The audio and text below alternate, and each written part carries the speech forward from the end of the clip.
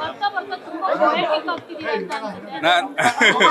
ನಾನಲ್ಲ ಚಂದ್ರಜಿತ್ ಪೋಯಿಟ್ರಿ ಹೌದು. ಅಲ್ಲ, ನನಗೆ ಈ ಥರದ ಸಿನಿಮಾ ಭಾಳ ಇಷ್ಟ ನನಗೆ, ಟು ಬಿ ಫ್ರ್ಯಾಂಕ್.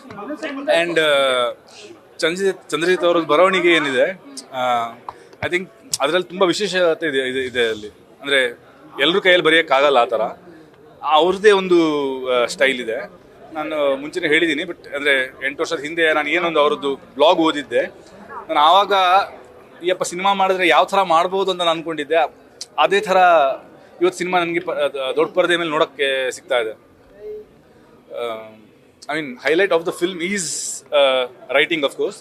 ಅದರ ನಂತರ ಏನೋ ವಿಹಾನ್ ಆಗಲಿ, ಅಂಕಿತಾ ಆಗಲಿ, ಮಯೂರಿ ಆಗಲಿ, ಇವ್ರದ್ದು ಆ್ಯಕ್ಟಿಂಗ್ ಒಬ್ರನ್ನೊಬ್ರು ತಿಂದಾಕುವಷ್ಟು ಚೆನ್ನಾಗಿ ಆ್ಯಕ್ಟ್ ಮಾಡಿದ್ದಾರೆ. 100% ಈ ವರ್ಷದ್ದು ಎಲ್ಲ ಅವಾರ್ಡ್ಸ್ ಇವರು 3 ಜನ ತಗೊಂಡು ಹೋಗ್ತಾರೆ ಅಂತ ನನ್ನ ನಂಬಿಕೆ. ಅಂದರೆ ಇದು ನಾನು ಪ್ರತಿ ಹಂತದಲ್ಲೂ ಸಿನಿಮಾ ನೋಡ್ಕೊಂಡು ಬಂದಿದ್ದೀನಿ. ಎಡಿಟಿಂಗ್ ಸ್ಟೇಜಲ್ಲೂ ಒಂದು 2-3 ಸಲ ನೋಡಿದ್ದೀನಿ, ಮೊನ್ನೆ ಪ್ರೀಮಿಯರಲ್ಲಿ ನೋಡಿದೆ. ಬಟ್ ಇವತ್ತು ನನಗೆ ನೋಡಬೇಕಾದ್ರೆ ಒಂದು ಸಿಕ್ಕಂತಹ ಒಂದು ಅನುಭವ ಇದೆಯಲ್ಲ, ಅದು ಖುಷಿ ಇದೆಯಲ್ವ, ಅದು something else. Specially I think climax ಹತ್ರ ಬಂದಾಗ ಆ ಮೂಮೆಂಟ್ ಮೋಸ್ಟ್ಲಿ ಇಂಡಿಯನ್ ಸಿನಿಮಾದಲ್ಲಿ ಯಾವತ್ತೂ ಕ್ರಿಯೇಟ್ ಆಗಿಲ್ಲ, ನಾನಂತೂ ಅಟ್ಲೀಸ್ಟ್ ನೋಡಿಲ್ಲ. It will be remembered, that moment, the climax moment will be remembered forever in Kannada cinema specially and in Indian cinema ಅಂತ ನನಗೆ ಅನಿಸುತ್ತೆ. ಇದರ ಮೇಲೆ ನನಗೆ ಇನ್ನೂ ದೊಡ್ಡ ಖುಷಿ ಏನಂತಂದರೆ, ನಾವು ಕಿರಿಕ್ಪಡಿ ಟೈಮಲ್ಲಿ 7 Knots ತಂಡ ಏನು ಕಟ್ಟಿದ್ವಿ, ಸೊ ಇವತ್ತು ಎಲ್ಲರೂ ನಿರ್ದೇಶಕರಾಗಿದ್ದಾರೆ. ಆ್ಯಂಡ್ ಆಲ್ಮೋಸ್ಟ್ ಪ್ರತಿಯೊಬ್ಬರು ಆ ತಂಡದಿಂದ ಬಂದವರೆಲ್ಲ ಗೆದ್ದಿದ್ದಾರೆ ನಿರ್ದೇಶಕರಾಗಿ. ಆ್ಯಂಡ್ ಅದರಲ್ಲಿ ನಾನು ಚಾನ್ಸ್ ಫಿಲ್ಮ್ನ ತುಂಬ ಅಂದರೆ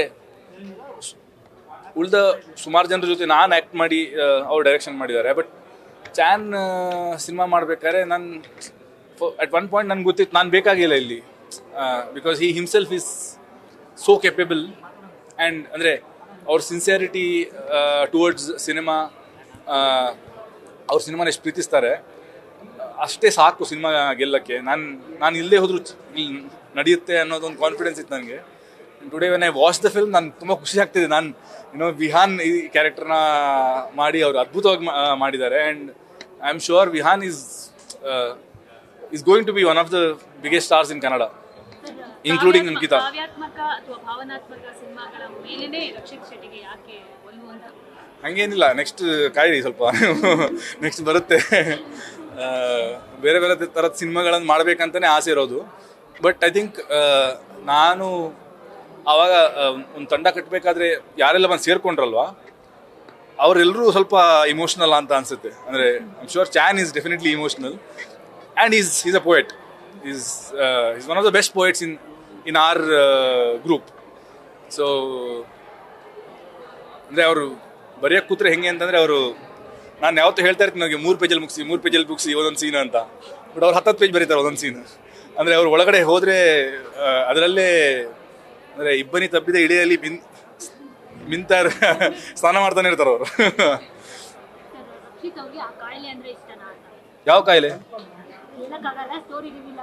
ಹಂಗ ಇಲ್ಲ, ನನಗೆ ಯಾವ ಕಾಯಿಲೆ ಅಂದ್ರೆ ಯಾರಿಗೆ ಇಷ್ಟ ಹೇಳಿ? ಪ್ರೀತಿ ಅಂದ್ರೆ ಇಷ್ಟ. ಸ್ಟೋರೀಸ್ ಅಬೌಟ್ ಲವ್ ಅಲ್ವಾ? ಅಂದರೆ that doesn't change what ever comes. ಅಂದರೆ ಒಬ್ರು ಲೈಫಲ್ಲಿ ಯಾರನ್ನು ಪ್ರೀತಿ ಮಾಡ್ತೀರ, ಅವ್ರಿಗೆ ಏನಾದರೂ ಕಾಯಿಲೆ ಬಂದ್ರೂ ನೀವು ಪ್ರೀತಿ ಮಾಡೋದು ನಿಲ್ಸೋಕ್ಕಾಗಲ್ವಲ್ಲ. Life still remains the same. That's what is explained in the film. First of ನೋಡಿದಾಗ ಸ್ವಲ್ಪ ಕಿರಿಕ್ ಪಾರ್ಟಿ ನಾವು ಕಬರ್ತಾ ಇತ್ತು ಸ್ಟಾರ್ಟಿಂಗ್ ಅಲ್ಲಿ.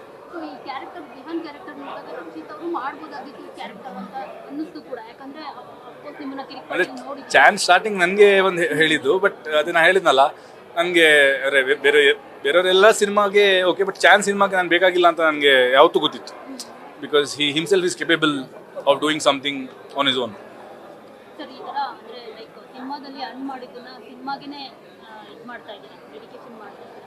ಸೊ ಇದ್ರ ಬಗ್ಗೆ ಹೇಳೋದಾದ್ರೆ ಅಂದ್ರೆ ಎಲ್ಲರೂ ಬರೀ ಲಾಭ ಮಾತ್ರ ನೋಡ್ತಾರೆ, ಮತ್ತೆ ನಾವು ಸಿನಿಮಾ ಇಂಡಸ್ಟ್ರಿಗೆ ಏನ್ ಕೊಡೋದು ಅಂತ ಸಾಕಷ್ಟು ಜನ ನೋಡೋದಿಲ್ಲ. ನೀವು ಅದನ್ನು ಒಂದ್ ಕಡೆಯಿಂದ ನೋಡ್ಕೊಂಡು ಬರ್ತಾ ಇದ್ದೀರಾ. ಅಂದರೆ ಹಣ ಮಾಡೋದೇ ಉದ್ದೇಶ ಆಗಿದ್ರೆ ನಾನು ವರ್ಷಕ್ಕೊಂದು 2-3 ಸಿನಿಮಾ ಮಾಡ್ತಾ ಇದ್ದೆ, ಬರೀ ಆ್ಯಕ್ಟಿಂಗ್ ಮಾಡ್ತಾ ಹೋಗ್ತಾ ಇದ್ದೆ. I am here because I love cinema and obviously ಅಂದರೆ ಹಾಗಂತಂದರೆ ಹಣ ಇಂಪಾರ್ಟೆಂಟ್ ಅಲ್ಲ ಅಂತಲ್ಲ, ಹಣ ಇಲ್ಲದೆ ಸಿನಿಮಾ ಮಾಡೋಕ್ಕಾಗಲ್ಲ ನಿಮಗೆ. ಬಟ್ ಒಂದು ಒಳ್ಳೆ ಸಿನಿಮಾ ಮಾಡಿದಾಗ ಅದು ಹಣ ತರುತ್ತೆ ಆ್ಯಂಡ್ ಆ ಹಣದಲ್ಲಿ ನಾವು ಇನ್ನೊಂದಿಷ್ಟು ಒಳ್ಳೆ ಸಿನಿಮಾ ಮಾಡ್ಬೋದು ಅನ್ನೋ ಒಂದು ನಂಬಿಕೆ.